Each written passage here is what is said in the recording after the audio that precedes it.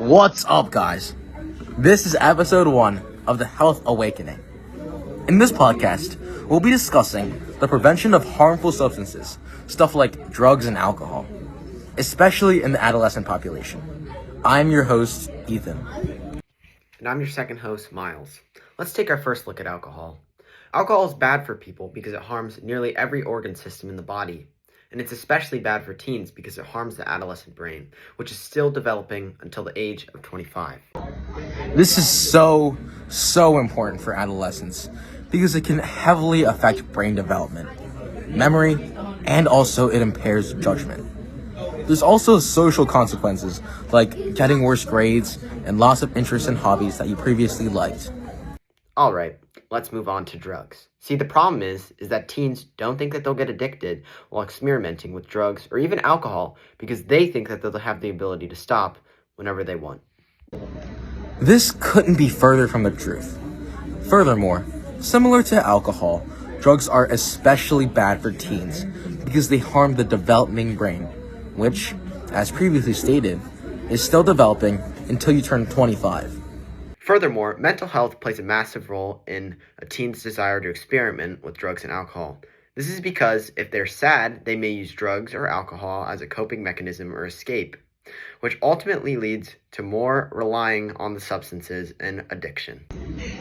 Circling back to what Miles said about addiction, it's basically a 4-step process of experimentation, regular use, then daily preoccupation, and finally dependency. As you can see, addiction is bad because it forces you to consistently use these unhealthy substances in increasing amounts to achieve the same high. How can we avoid addiction, though?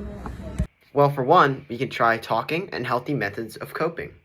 For example, me, whenever I feel sad or stressed out, I call up my buddy Ethan and we play soccer together. So, Miles, if we know someone who is becoming or is already addicted, how can we help them out? What I'd do is tell somebody trusted, like a close friend or family member, that can help supporting them by talking or listening to them. The topic of substance abuse prevention is so important for teens to understand because it can have effects on mental, physical, and social health that can last for lifetimes. That's completely right. So, what are some healthy habits for substance prevention? Well, the most important one, in my opinion, is developing strong refusal skills. Basically, they're ways of saying no to risky behaviors, like using drugs or alcohol. And to do this, basically, you want to say no strongly, very strongly.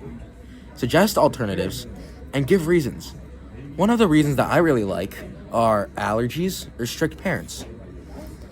The best way, though, is to avoid this situation in general by stepping away from these risky situations.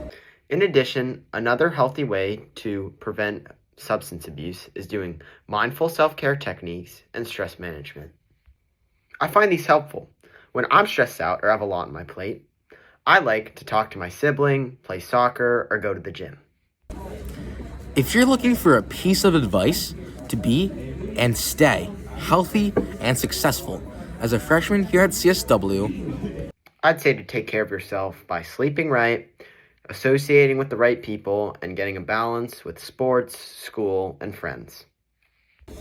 thank you for listening, and we'll catch you on our next episode.